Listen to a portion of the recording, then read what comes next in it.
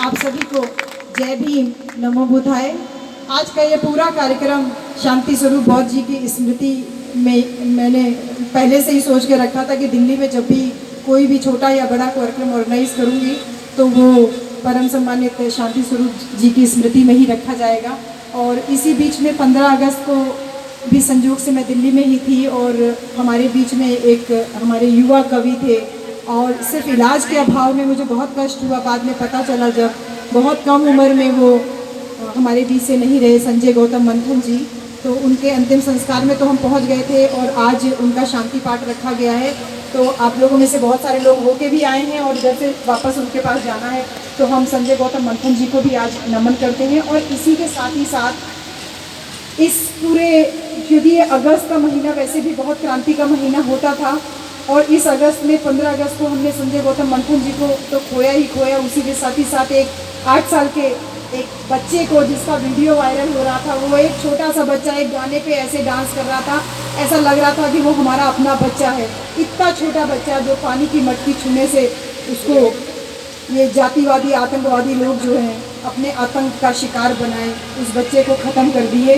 तो उस बच्चे को भी आज हम श्रद्धांजलि देते हैं। और इसके साथ ही साथ हमारे बीच से जो भाई हमारा जितेंद्र मेघवाल, जिसका सिर्फ इतना दोष था कि मूछें रखने पे, वैसे तो हमारे बहुत भाई शहीद हो रहे हैं रोज़ाना, इन जातिवादी आतंकवादियों का शिकार हो रहे हैं, लेकिन इसके बावजूद हमने नाम जितेंद्र मेघवाल जी का नाम आपके सामने इसलिए लिया कि उसका दोष सिर्फ इतना था बेटा कि वो आपकी तरह मूछ रखा था और उसको मारने के लिए ये तथाकथित जातिवादी आतंकवादी दूसरे प्रदेश से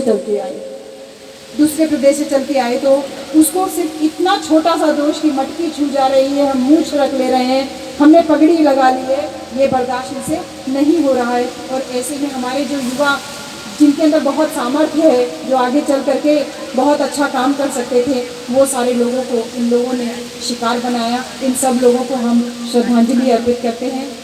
शांति स्वरूप बौद्ध जी का मैं नाम बार बार इसलिए ले रही हूँ क्योंकि हमने जब आजमगढ़ में पहला कार्यक्रम किया था, यहाँ आजमगढ़ से बहुत सारे लोग आए हैं और दिल्ली में मैं कहीं भी जाती हूँ, आजमगढ़ का एक ऐसा नाम है कि दिल्ली क्या, मैं दुबई तक भी गई हूँ, लंदन तक भी गई हूँ, आजमगढ़ के लोग मुझे आंसर खा मिले। तो आजमगढ़ में जब पहला कार्यक्रम किया था तो शांति स्वरूप जी पहुँचे, तो जैसा मौसम आज है बिल्कुल ऐसा ही मौसम था।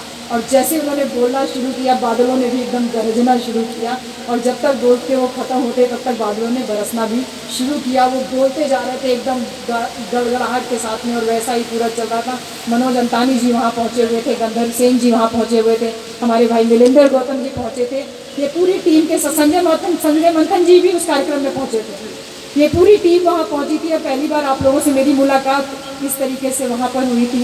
तो मैं उस दिन के लिए आप लोगों को आज धन्यवाद देती हूँ। और पिताजी नहीं है लेकिन माता जी हमारे बीच में है, तो मैं आपको हाथ जोड़ करके नमन करती हूँ कि आपने स्वीकार किया। मैं परसों रात में ही आपके पास पहुँच पाई थी, इतने शॉर्ट नोटिस पे दिमाग में और कोई बात नहीं थी, बस यही था कि आपको सम्मान हमें पूरी तरीके से देना है। और इसके साथ ही साथ यहाँ पे मैंने बोलने के लिए बहुत लोगों की लिस्ट बनाई थी कि 5-5 मिनट में आप सब लोगों के व्यूज़ ज़रूर जानना चाह रही थी, लेकिन हमारे जब गीतकार कलाकार आ जाते हैं तो मुझे कुछ और नहीं सूझता।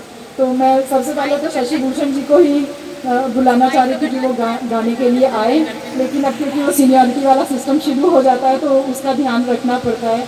तो भंते जी देखिए नाराज़ होकर के भी चले गए कि आप लोग केवल गाने बजाने का कार्यक्रम कर रहे हैं क्या। तो हम कभी भी कोई भी कार्यक्रम, ये किशोर कुमार पगला जी भी इस बात के गवाह हैं कि हम कभी भी गाने बजाने का कार्यक्रम नहीं रखते। रखना चाहिए, सांस्कृतिक परिवर्तन ज़रूरी है, रखना चाहिए, लेकिन हमने कभी नहीं रखा। आज क्योंकि हम यहाँ पर हैं, आप सब लोग यहाँ सामने मौजूद हैं, इसलिए हम आपसे रूबरू भी हो रहे हैं कि हमें दिल्ली में आना क्यों पड़ा। अब मैं मेन मुद्दे पे आ जाती हूँ कि वक्ता तो बहुत सारे थे, हमारे में से हमारे भाई बिंदेश्वरी भारती,